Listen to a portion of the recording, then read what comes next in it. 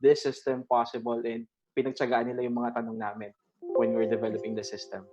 Pinagtsagaan tsaka minadali talaga para humabol, ano? Yes, ma'am. Weeks lang po. So this is a system conceptualized and developed and rolled out in a matter of weeks.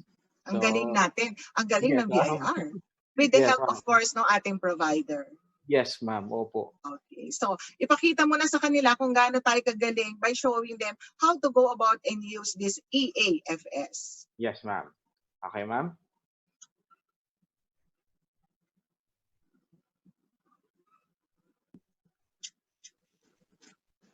Ma'am. So, I am excited to introduce to you the newest addition to the BAR's repertoire of online services, a service that finally completes the circle in the online ITR submission process.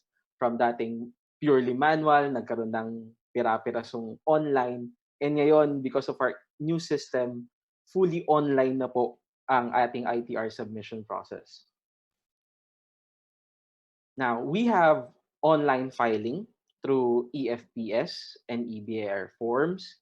We have e-payment through our AABs and online payment partners. And now nga po, the electronic portal for submission of duly filed ITRs, financial statements, and the required attachments, the eAFS. Now, what is the eAFS? Okay po. Pursuant to RMC 49-2020, the eAFS provides an additional option to taxpayers aside from having to physically go to the BIR to have their ITRs AFS manually stamped and received. Submissions made using the eAFS portal is just the same as making it in person. Kung ano po yung pinapasa nila dati, dinadala nila sa BIR para patatakan, ipa-receive. Pag sinubmit po nila ng eAFS yon, parehas na parehas lang po yon. Now, who can use the eAFS? All taxpayers who are otherwise required to submit in hard copy their ITR with attachments may use the eAFS instead. These include taxpayers claiming tax credits, taxpayers not required to have their financial statements audited, and taxpayers not qualified for substituted filing, among others. As long as your ITR has a corresponding attachment, you are required to submit said ITR with attachment in hard copy, and therefore, you can use the eAFS instead. Now, how do I access the eAFS? The eAFS may be accessed through any browser of any device with reasonable specifications, desktops, smartphones, tablets, as long as your device has A, access to a browser, B, a stable internet connection, and C, access to the local files to be uploaded, you can use the eAFS. The eAFS can be accessed by clicking the eAFS icon at the BIR website at www.bir.gov.ph.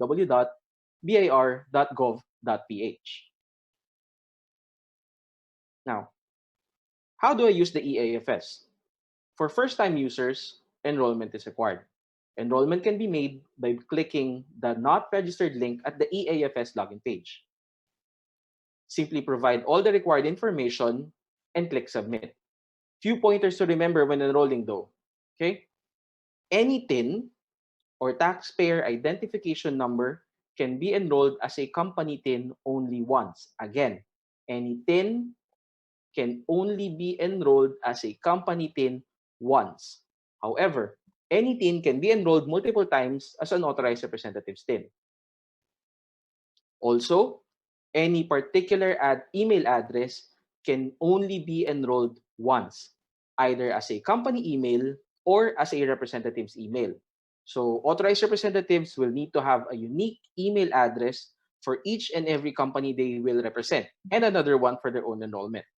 Again, any particular email address can only be enrolled once, either as a company or representative's email.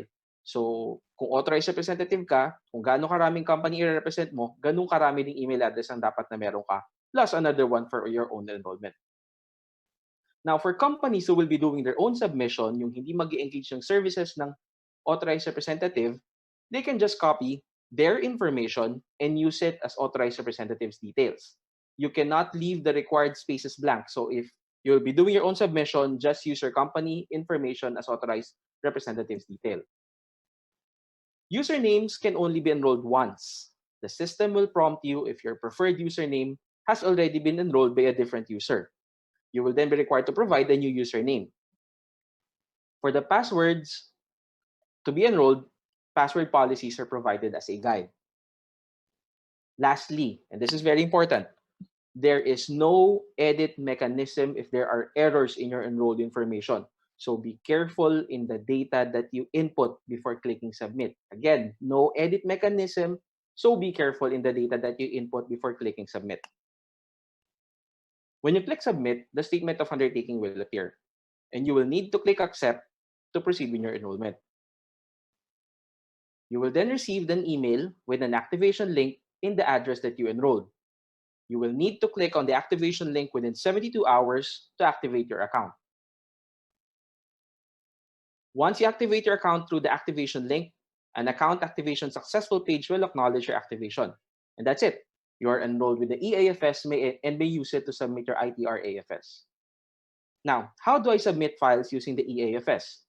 To submit files on the eAFS login page, provide your username and password and click Login.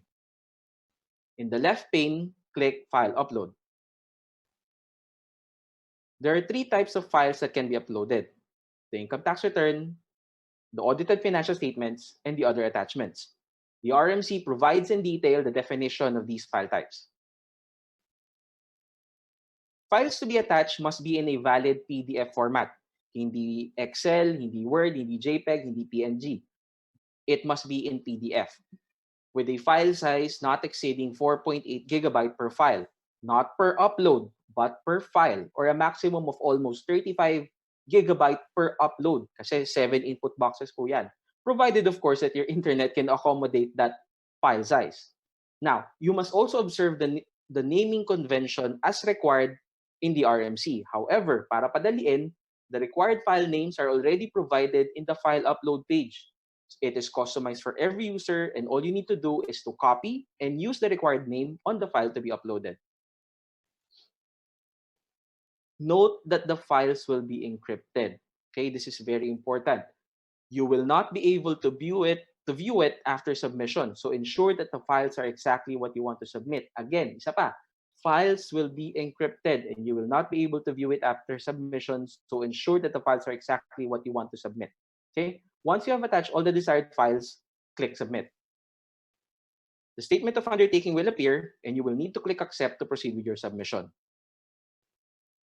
After successfully uploading your files, a file upload confirmation page will appear with your transaction code and date and time of your submission. You may take a screenshot of this as proof of your submission. You will also receive an email containing the files that you have uploaded and indicating whether these are valid or invalid files. Okay? Once na-submit mo na, you will also receive an email containing the files that you have uploaded and indicating whether these are valid and invalid files. It will also indicate the transaction code and date and time of your submission. Okay? And you're done. What would otherwise require you to leave the comfort and safety of your homes and offices just to have your ITRs, AFS physically received by the BIR is accomplished without even taking a single step outside. If it seems simple and easier than what you're used to when dealing with the BIR, don't worry. We purposely labored in ensuring a simple user interface for ease of use. Okay, now, after submitting through the eAFS, do I still need to submit my ITR AFS and have it stamped and received by the BIR? The answer? No. There is no need for you to have your ITR AFS stamped and received by the BIR after submitting through the eAFS. The email confirmation you receive shall serve as proof of submission to the BIR of the files marked as valid in lieu of the manually stamped receive when you go to the BIR and physically submit your ITR and the AFS and its attachments. There is also no need to have your 2 extra copies submitted for stamping to the BIR for SEC compliance purposes in the case of our non-individual taxpayers. The email confirmation shall also serve for this purpose. Simply print the email confirmation and attach to the financial statements that you will be submitting to the SEC. Now, for any other questions or concerns, including the resetting of passwords, you can contact your RDO, refer to the RMC, or the user guide. That's it. Thank you and keep safe.